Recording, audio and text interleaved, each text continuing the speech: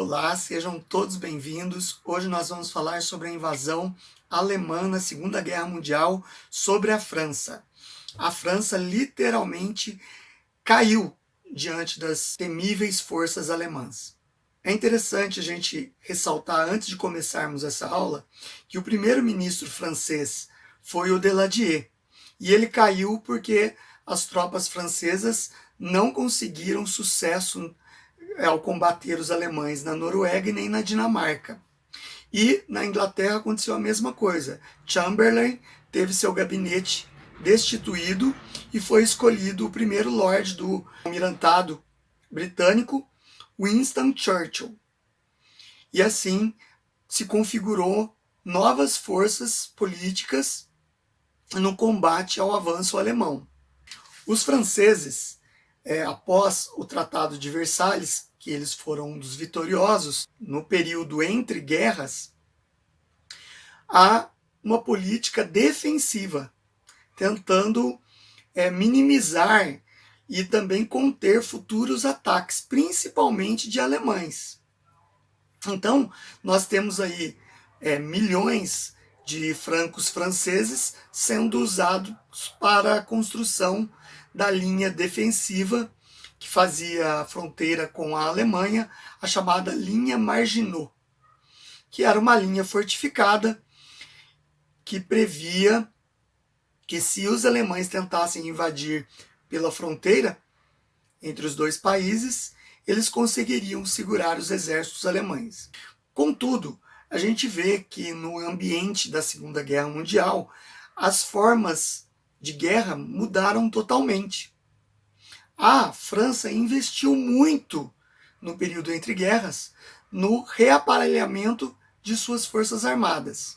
Então eles tinham um aparato militar muito bem montado, que eu vou descrever aqui para vocês.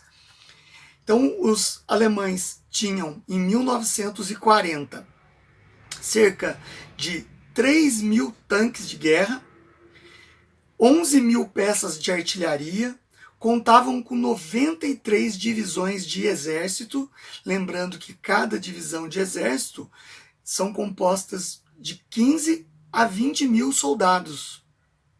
Contavam com 10.000 divisões inglesas que estavam ali à disposição do governo francês. Também possuíam 647 caças, 242 bombardeiros, 489 aviões de reconhecimento e também contavam com parte da aviação inglesa, que era composta por 261 caças, 135 bombardeiros e 60 aviões de reconhecimento. Portanto, somando as duas forças aéreas, eram quase 2.000 aviões que os franceses possuíam. Porém, os franceses e até mesmo os ingleses, eles ainda não estavam acostumados e não tinham o know-how de entender a Blitzkrieg alemã. Eles não estavam preparados para uma guerra maciça de uso simultâneo das forças em questão. Então, as estratégias francesas e inglesas ainda eram ligadas às estratégias da Primeira Guerra Mundial, que era esperar o ataque inimigo, enquanto que os alemães não, usavam a Blitzkrieg como uma força arrasadora de movimento muito rápido e que geralmente pegavam os exércitos inimigos despreparados, sabiam das posições francesas que foram se concentrando principalmente ao longo da linha Maginot. Os franceses tinham 57 divisões de exército na Bélgica e na Holanda, combatendo os alemães ali naquela invasão. Porém, eles estavam em atitude mais defensiva na fronteira da Bélgica com a França. Essas 57 divisões esperavam que os alemães seguissem a mesma estratégia da Primeira Guerra Mundial e invadissem a França, ou tentassem invadir a França, pela fronteira aberta com a Bélgica. Por isso, tantas divisões ali. Deixaram também 29 divisões ao longo da linha Maginot para garantir a defesa caso os alemães tentassem entrar pela sua fronteira com a França e enfrentariam ali a linha defensiva Maginot e mais 29 divisões pesadas francesas. Ao contrário do que os franceses pensavam, os alemães concentraram toda a sua força, ou a maioria dela, num ataque pela floresta das Ardenas, que fica na Bélgica. Era improvável qualquer exército mecanizado pesado tentar ultrapassar a fronteira da França pela floresta das Ardenas, porque era um terreno totalmente desigual e acidentado, o que prejudicaria o avanço de qualquer exército. E os alemães concentraram 57 divisões de seu exército atravessando pelas Ardenas. Para vocês terem uma ideia, os historiadores falam até um termo em relação a tanta divisão Panzer e divisão de caminhões levando o exército alemão pela floresta das Ardenas como o maior engarrafamento da Europa até então. Os caças de mergulho alemães, eles procuraram varrer as linhas defensivas francesas, principalmente as linhas de comunicação e as baterias antiaéreas, para garantir que a Força Aérea Alemã, a Luftwaffe, agisse com mais tranquilidade nos seus ataques, porque assim prejudicariam as comunicações dos franceses com os ingleses, permitindo ações rápidas da Luftwaffe. Os alemães apostaram tudo nesse ataque contra os franceses, pois não deixaram nenhum exército de reserva para defender a Alemanha. Caso sofressem um revés nesse ataque à França, a Alemanha se encontraria totalmente indefesa às divisões francesas. Então, os alemães foram muito ousados e arriscaram tudo na invasão à França. Após 3 dias de avanço incessante na floresta das Ardenas, os alemães chegaram até as margens do rio Meuse, e ali teve o primeiro combate contra tropas francesas, que já estavam sendo fustigadas por ataques da Luftwaffe. Os alemães não tiveram tanto trabalho para furar o bloqueio francês e, através de centenas de botes, atravessarem suas tropas para o outro lado do rio, já lado francês, e estabelecer o comando sobre as cabeças de ponte, permitindo que os tanques de guerra alemães atravessassem sem nenhum perigo. A Luftwaffe, nessa ação de travessia, que estavam fustigando as defesas francesas, usaram mais de 1.000 aviões em ataques constantes durante 8 horas seguidas, com ondas de idas e vindas. Depois do espantoso avanço alemão pela floresta das Ardenas, os franceses esperavam que o próximo passo alemão seria rumar para a linha Maginot e surpreender os franceses de dentro de seu próprio território pelo lado de trás, concentrando ali seus ataques à linha Maginot. Porém, os alemães surpreenderam os franceses e fizeram o chamado movimento de foice, no qual eles rumaram para o oeste, empurrando literalmente as tropas francesas e inglesas no sul da Bélgica para a direção do mar, do Canal da Mancha.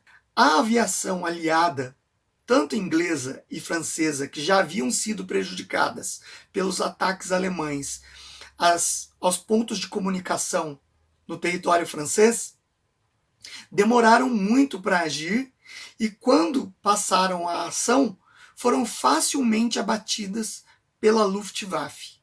Os historiadores acreditam que os pilotos franceses e ingleses, que não estavam acostumados com esse tipo de combate e desorientados devido às comunicações, acabaram não concentrando forças sobre o avanço alemão.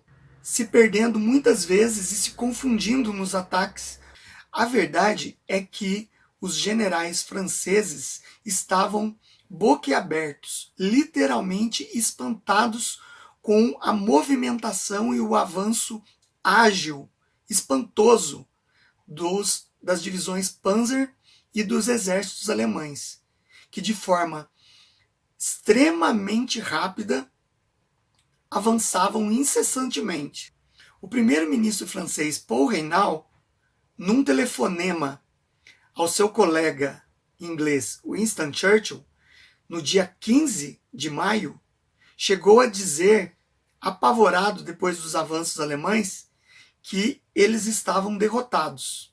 Ainda era precoce falar isso, mas chegou a ser uma frase premonitória do líder francês. Em 16 de maio de 1940, um dia após o telefonema do primeiro-ministro francês, Winston Churchill desembarcou na França para uma reunião com os generais franceses às pressas, de urgência, e ele ficaria pouco tempo em território francês e logo voltaria à Inglaterra. Dessa reunião, Winston Churchill relatou nas suas memórias após a Segunda Guerra Mundial que os generais franceses estavam com a sua moral abatida e isso refletia em suas tropas. E a sugestão de Winston Churchill que eles reagrupassem e atacassem maciçamente o avanço alemão sob as tropas francesas e inglesas no sul da Bélgica fosse feito de forma rápida e emergencial, pois a situação estava beirando o caos. A cúpula do exército francês disse que não havia condições para realizar esse ataque. No dia 28 de maio de 1940, finalmente o Leopoldo III, rei da Bélgica, assinou a sua rendição aos alemães, deixando os exércitos franceses e ingleses lutando sozinhos na sua fronteira, piorando ainda mais a situação de mais ou menos 400 mil soldados ingleses e franceses que agora tinham que enfrentar o movimento de foice dos alemães por dentro do território francês e também as tropas alemãs que haviam invadido a Bélgica. Esses dois movimentos do exército alemão empurraram cada vez mais esses 400 mil soldados ingleses e franceses para a cidade de Dunkerque, onde eles ficariam encurralados. Provavelmente aconteceria um massacre. Aviões e submarinos alemães foram usados para bombardear e atacar esses 400 mil homens presos em Dunkerque. Aquela estratégia de desgaste, impedindo que navios e hospitais ingleses levassem os feridos, afundando-os no porto de Dunkerque, e a aviação bombardeando nas praias os soldados.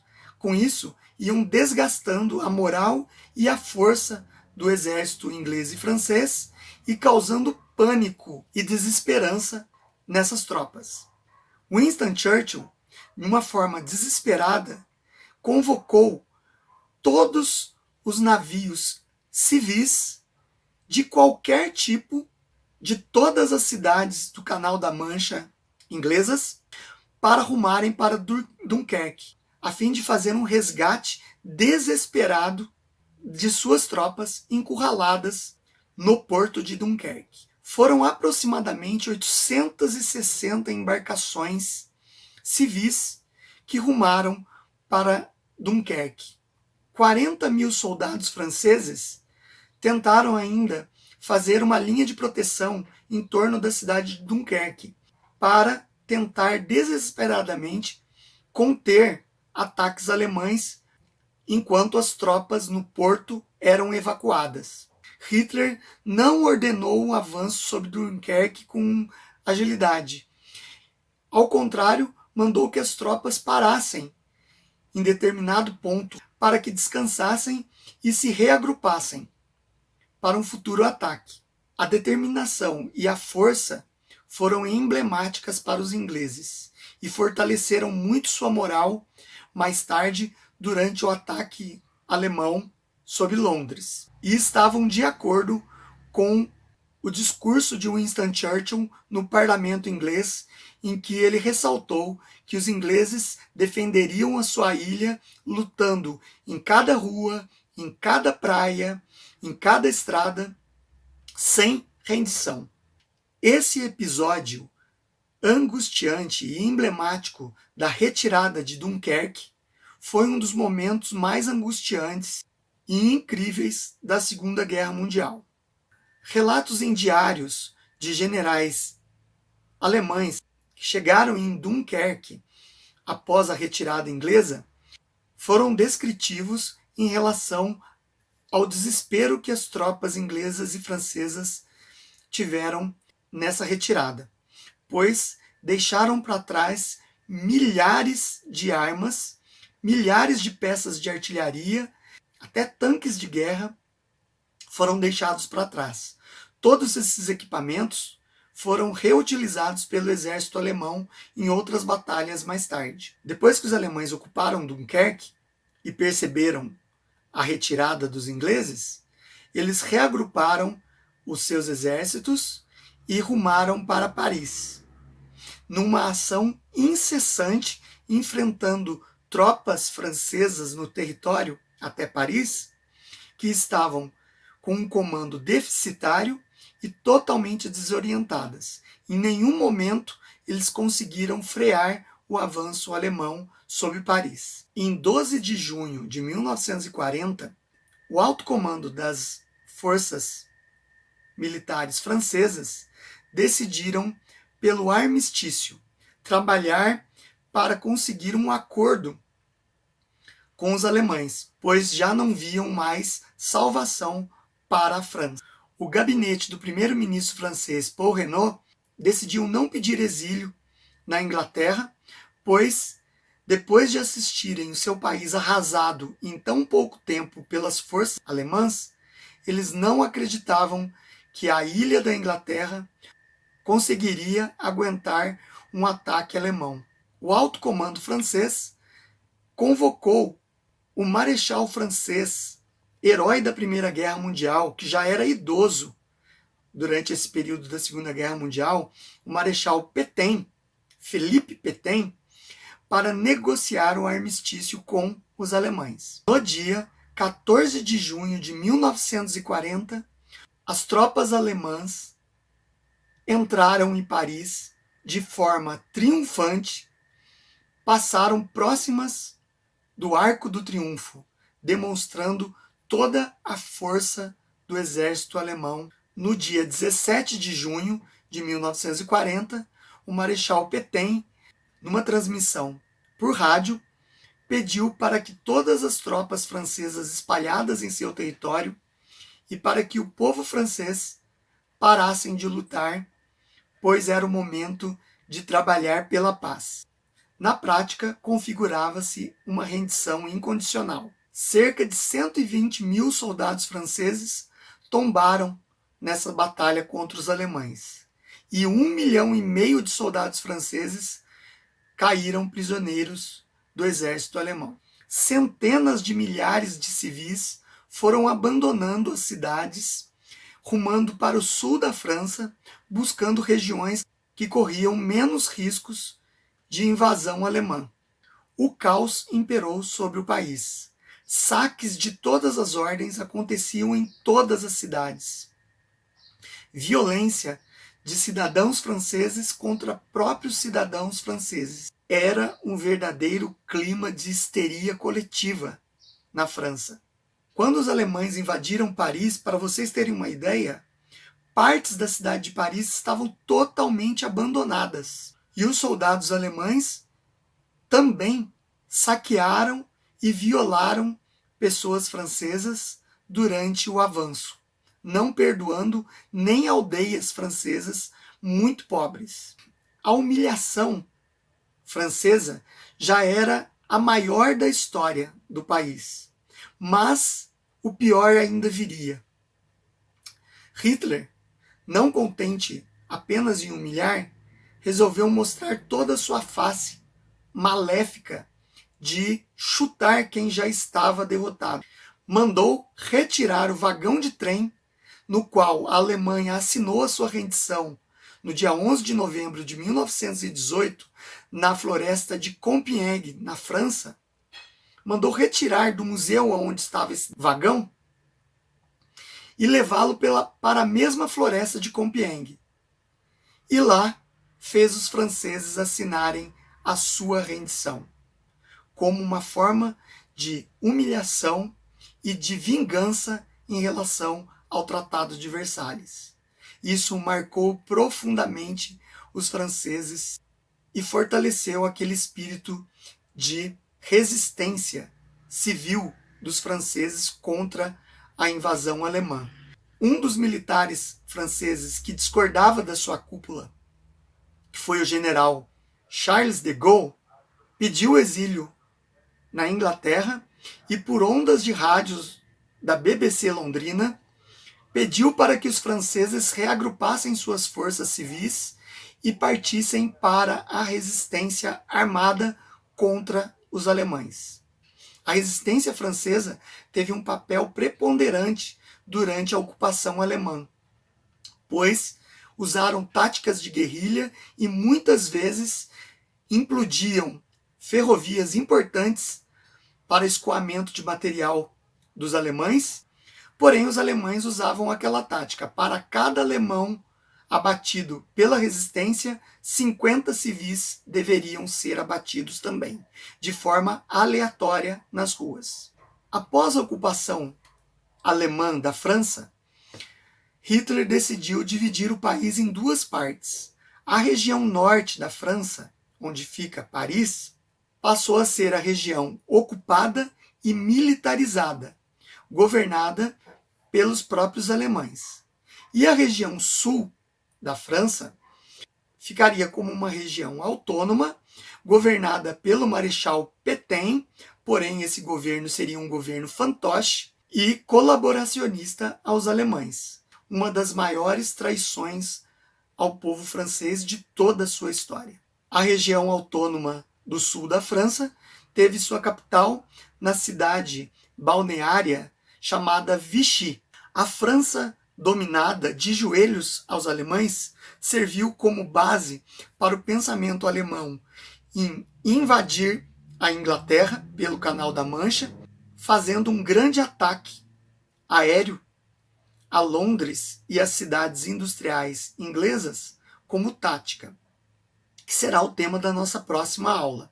E também essa invasão relativamente fácil e avassaladora sobre a França serviu para motivar o exército alemão mais tarde na invasão contra a União Soviética em 1941. Uma curiosidade sobre a invasão da Alemanha sobre a França foi que depois que a França já estava rendida e dominada pelos alemães, numa manhã, ao alvorecer do dia, Hitler fez um voo com uma comitiva, a qual possuía também a presença do seu arquiteto de confiança, Albert Speer, que depois mais tarde viraria até um ministro do Reich, e eles fizeram uma visita turística em Paris. Tem até fotos que relatam isso, mostrando Hitler em frente à Torre Eiffel. Ele relata para os seus comandados ali da comitiva, sempre teve o sonho de conhecer Paris e estava realizando naquele momento, conhecendo como conquistador. O interessante é que nas maquetes encontradas em Berlim, quando a Alemanha caiu, encontrou-se a maquete da Germânia, que era um projeto de uma cidade que seria a capital do Reich alemão, toda projetada por Albert Speer, e que continha um arco do triunfo, baseado no arco do triunfo de Napoleão na França, só que 10 vezes maior. Essa curiosidade mostra toda a megalomania que Hitler tinha. Então essa foi a nossa aula de hoje, espero que vocês tenham gostado. Se gostarem, deixe seu like, compartilhe esse vídeo com os seus amigos, seus conhecidos pelas redes sociais, deixe seu comentário aqui embaixo. Na descrição desse vídeo tem uma bibliografia sugerida e também o link do Apoia-se. Através do link do Apoia-se, você poderá remunerar as minhas aulas de forma simbólica, a partir de R$1, e eu serei extremamente grato. Então, deixo aqui meu abraço a vocês, até o próximo vídeo.